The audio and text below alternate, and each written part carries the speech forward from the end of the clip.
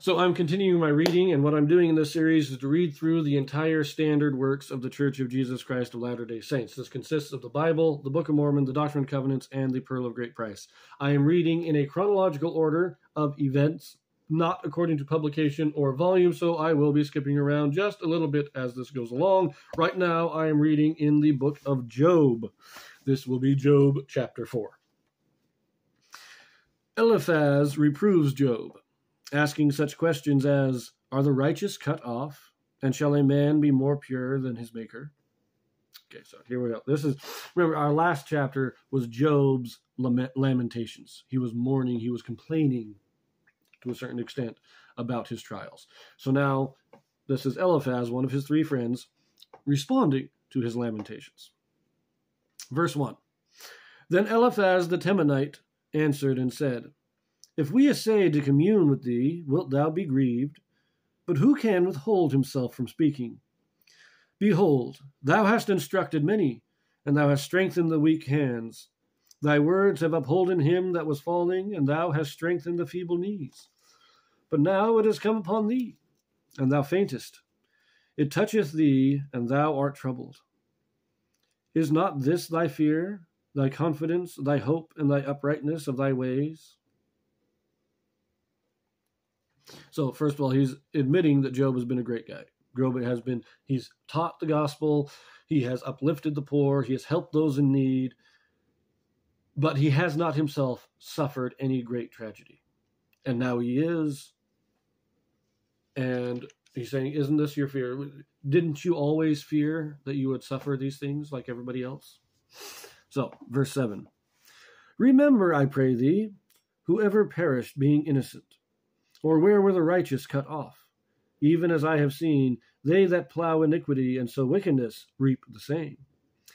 But by the blast of God they perish, and by the breath of his nostrils are they consumed. The roaring of the lion and the voice of the fierce lion and the teeth of the young lions are broken. The old lion perisheth for lack of prey, and the stout lion's whelps are scattered abroad. Now a thing was secretly brought to me, and mine ear received a little thereof. In thoughts, from the visions of the night, when deep sleep falleth on men, fear came upon me, and trembling, which made all my bones to shake. Then a spirit passed before my face. The hair of my flesh stood up. It stood still, but I could not discern the form thereof. An image was before mine eyes. There was silence, and I heard a voice saying, shall mortal man be more just than God? Shall a man be more pure than his Maker? Behold, he put no trust in his servants, and his angels he charged with folly. How much less in them that dwell in houses of clay, whose foundations is the dust, which are crushed before the moth. They are destroyed from morning till evening. They perish forever without any regarding it. Doth not their excellency which is in them go away? They die, even without wisdom. Okay, I know. That was the entire chapter. It's actually, he's got some good points in here. You know, his question, whoever perished being innocent, or where were the righteous cut off, right? So he's making a comparison. The wicked God does punish, and the righteous he does bless.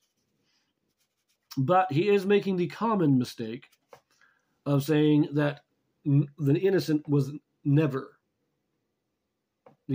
suffered. God never did anything to the innocent.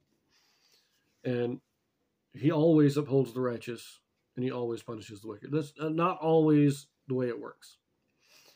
But I do like the way this is, and again, it's a great poetic form. But I liked his a thing was secretly brought to me, and mine ear received a little thereof. He's talking about a vision that he had.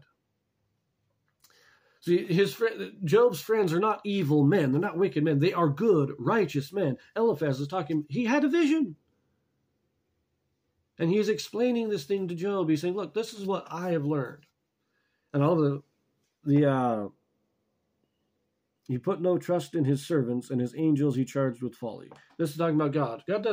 God knows best. And he doesn't necessarily even trust the angels. to always do what is best. That's what he's saying.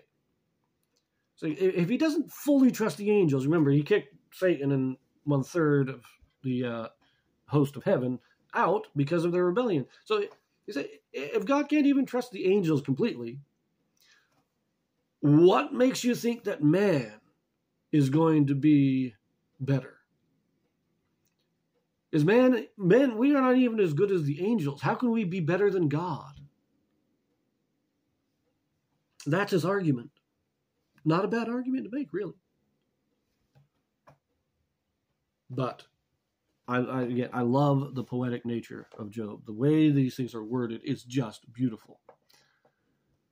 Now, it doesn't follow, of course, modern poetic standards, even Old English poetic standards.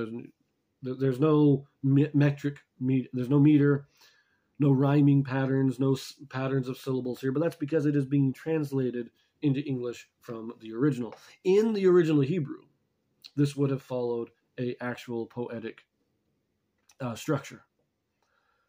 But we can see the poetry in the imagery, and the way it is worded is still beautiful.